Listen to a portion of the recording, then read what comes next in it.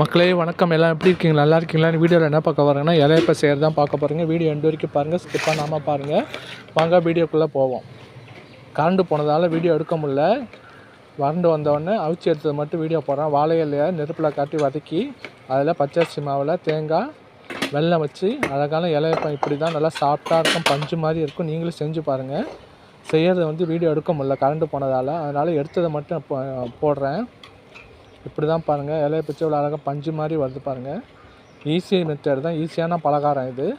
வாழை இலை நெருப்பில் உருக்கி காட்டி அதை மடித்து அதுக்குள்ளே பச்சரிசி மாவை கரெக்டான பதத்தில் வடித்து அதில் வெல்லம் தேங்காய் வச்சு இப்படி எடுத்து அழகான இலையப்பம் வரும் பாருங்கள். நான் பிரித்து காட்டுறேன் பாருங்கள். பஞ்சு மாதிரி இருக்கும் பாருங்கள், செம்ம டேஸ்ட்டாக இருக்கும். செஞ்சு பாருங்கள்.